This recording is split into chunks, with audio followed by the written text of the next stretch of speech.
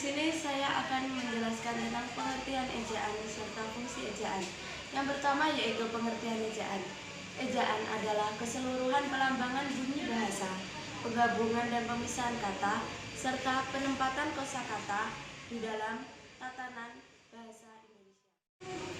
Menurut Kamus Besar Bahasa Indonesia, ejaan adalah cara menggambarkan bunyi-bunyi dalam bentuk huruf dan penggunaan tanda baca dalam tataran wacana.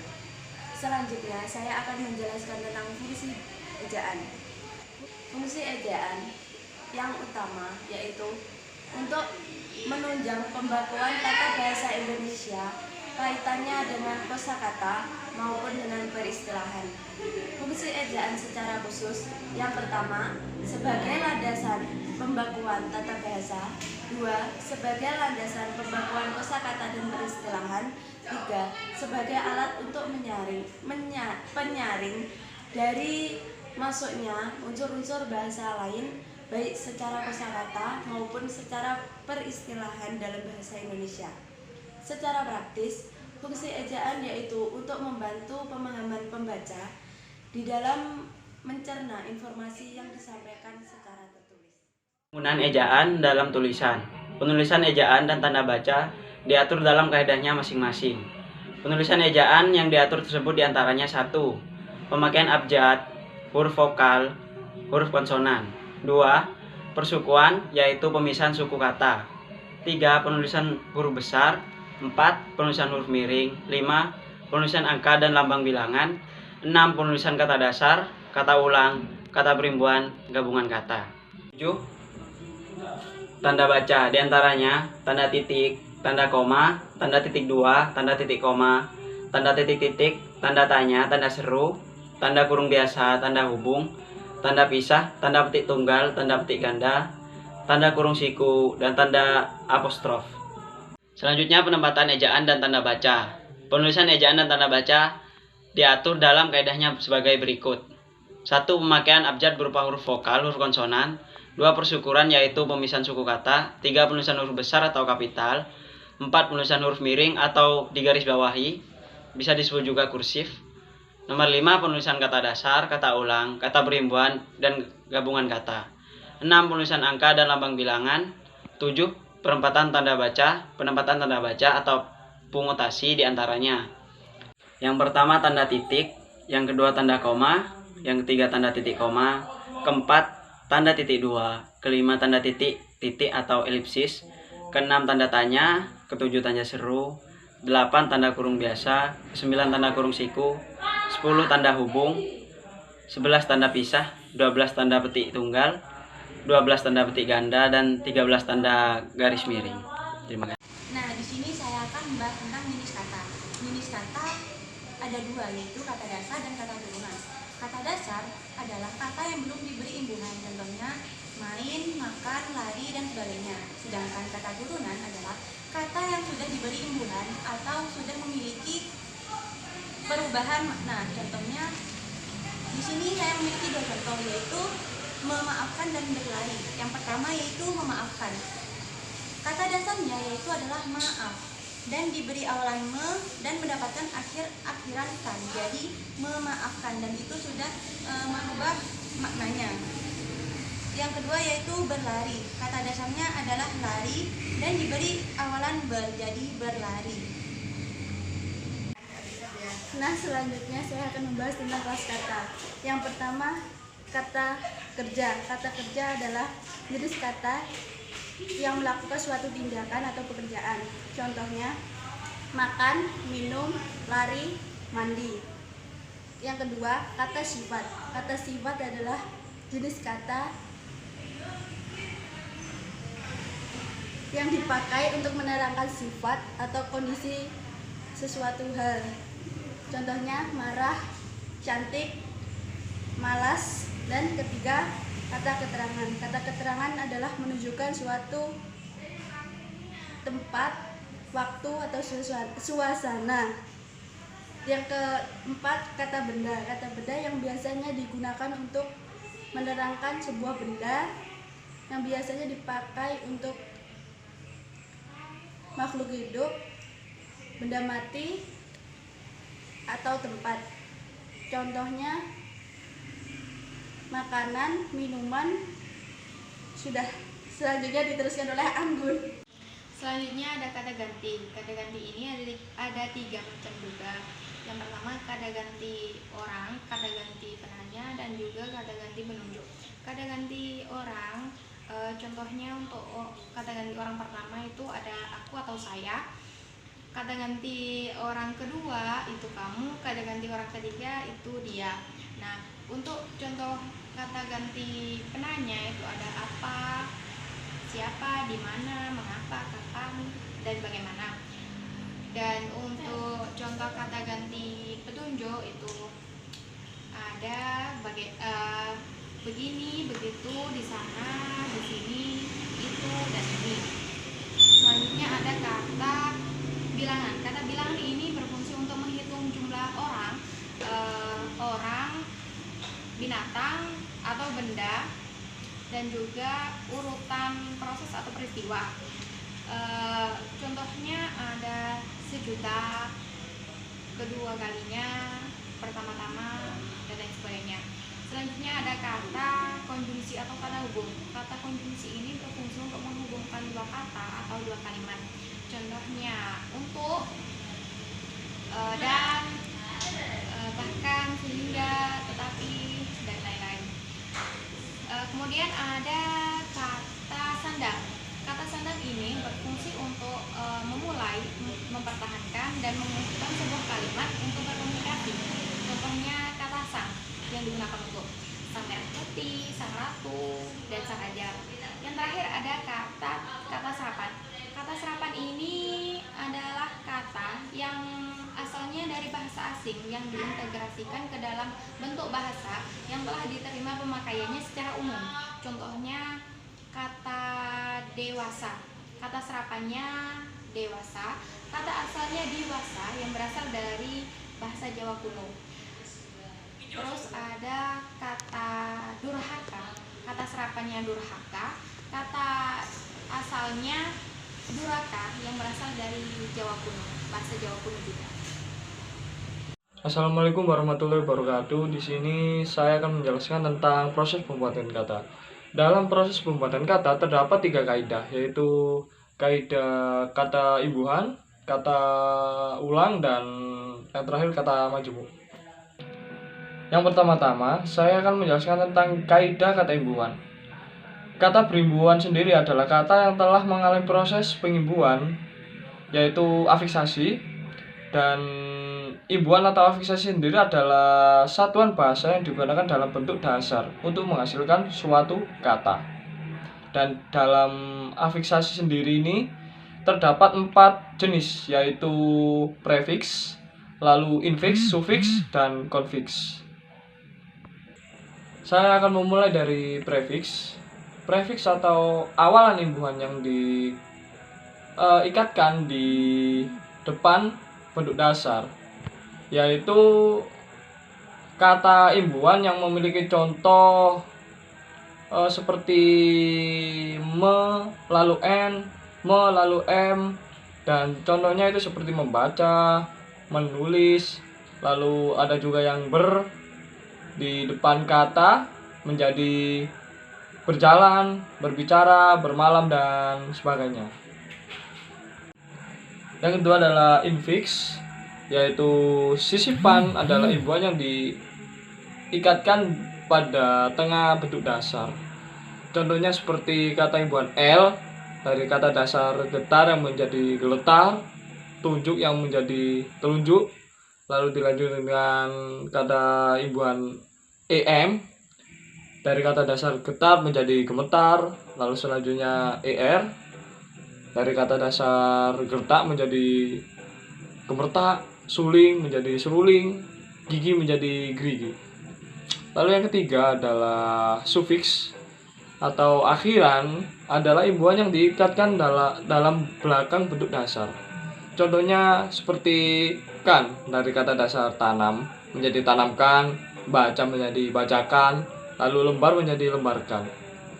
Lalu yang kedua ada i dari kata dasar akhir menjadi akhiri, lalu jajak menjadi jajaki, lalu tulis menjadi tulisi. Lalu ada wan yang berkata dasar, rupa menjadi rupawan, harta menjadi hartawan, ilmu menjadi ilmuwan. Action. Dan yang terakhir adalah konfiks atau imbuhan yang diletakkan di depan atau belakang bentuk dasar secara bersamaan. Contohnya ada kean, dari kata dasar aman menjadi keamanan, kesatuan, lalu kebetulan. Lalu peenan, dari kata dasar tanam menjadi penanaman, dari kata dasar paham menjadi pemahaman, dari kata dasar sesuai menjadi penyesuaian. Lalu ada peran, dari kata dasar tanam menjadi pertanaman, lalu ada usaha menjadi perusahaan, lalu ada toko menjadi pertokoan, ada beran, dari kata dasar hambur menjadi berhamburan, bersamaan, lalu bersalaman. Dan yang terakhir ada senya, dari kata lama menjadi selamanya, lalu sejauh menjadi sejauhnya. Sudah. Dan dari kaidah yang selanjutnya saya akan menjelaskan tentang kaidah kata ulang. Kaidah kata ulang sendiri atau reduplikasi adalah kata yang mengalami proses perulangan, baik sebagian atau seluruhnya, dengan disertai oleh perubahan bunyi ataupun tidak. Kata ulang sendiri memiliki beberapa makna. Antara lain yang pertama adalah makna banyak tak tentu, seperti contoh berikut: negara-negara, buku-buku, orang-orang. Lalu kedua adalah makna banyak dan bermacam-macam, seperti contoh berikut adalah bau-bauan, dedaunan, bibit-bibitan, lauk-laukan, dan buah-buahan. Lalu yang ketiga, makna menyerupai dan bermacam-macam. Seperti contoh berikut ini adalah mobil-mobilan, kuda-kudaan, lalu orang-orangan, kucing-kucingan, dan lain-lain. Makna yang keempat, makna agak atau melemahkan sesuatu yang disebutkan pada kata dasar. Contohnya seperti kebarat-baratan, sakit-sakitan, lalu dan lain-lain. Lalu selanjutnya makna intensitas kualitatif yang bercontohkan seperti segiat-giatnya, setinggi-tingginya, dan lain-lain. Ada makna intensitas kuantitatif, dan contohnya adalah seperti bercakap-cakap, berlari-lari, berputar-putar, mondar-mandir, bolak-balik, dan lain-lain. Dan makna kolektif, contohnya kedua-duanya, ketiga-tiganya, keempat-empatnya, dan seterusnya. Lalu yang terakhir ada makna saling, seperti yang telah saya ambil contoh: pandangan, pukul-pukulan, lempar-lemparan, tolong-menolong, dan lain-lain. Action. Di kaidah terakhir ada kaidah kata majemuk. Kaidah kata majemuk sering didefinisikan sebagai gabungan dua kata atau lebih yang membentuk sebuah makna baru. Kata majemuk dapat dikelompokkan ke dalam beberapa jenis kata utama yang membentuk sebuah konstruksi. Dan dalam kata majemuk sendiri ada beberapa jenis, yaitu ada majemuk jenis kata kerja, kata sifat, dan kata benda. Dan pada contoh dari jenis kata kerja ini ada adu domba, membanting setir, adu argumen, memikat hati, berbadan dua, dan seterusnya. Lalu ada contoh kata jenis kata benda. Di antaranya itu seperti air, terjun, darah, daging, anak emas, harga diri, anak didik, jalan damai, dan yang lain-lain.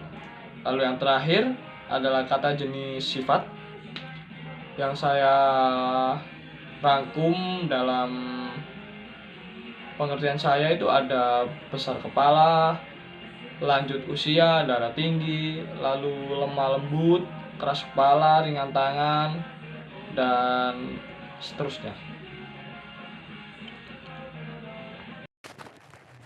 Oke, saya Ari Widiansyah. Saya di sini akan mempresentasikan tentang pilihan kata. Pilihan kata diksi. Diksi itu di dalam sebuah kaidah makna.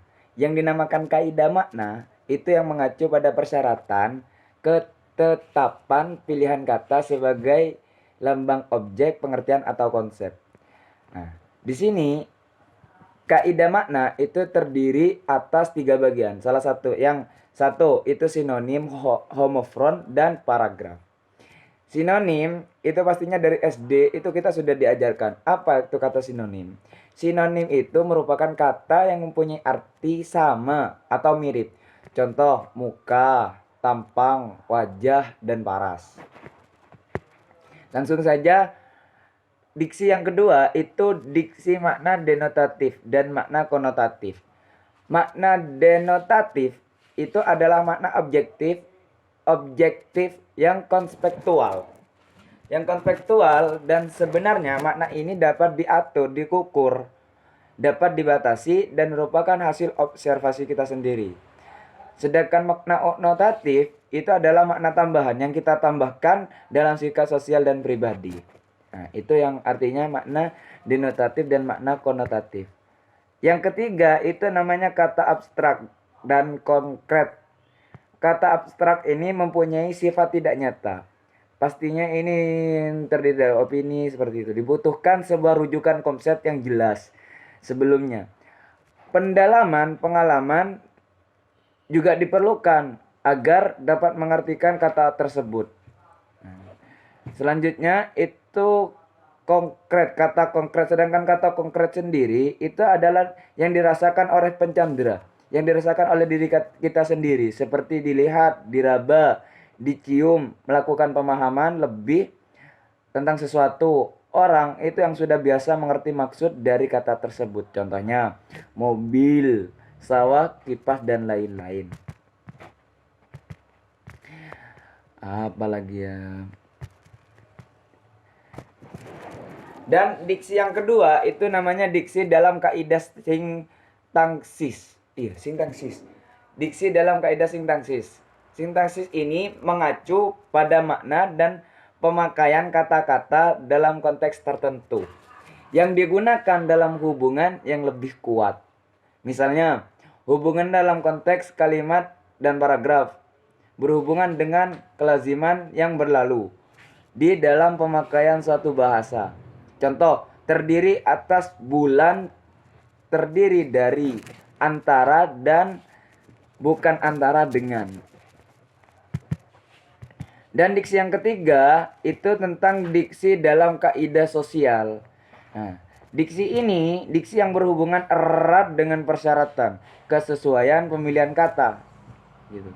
Contohnya sampean yang digunakan yang seumuran, aku itu yang digunakan oleh yang kadang lebih tua. Jika ibaratkan di bahasa Madura itu engge bunten, engki gitu. Itu peribahasanya. Mungkin itu saja yang bisa saya sampaikan yang bisa saya presentasikan dari pilihan kata. Sekian dan terima kasih. Nah, ciri diksi yang sesuai dengan kaidah kebahasaan ada 3, yaitu ketepatan, kecermatan, dan keserasian.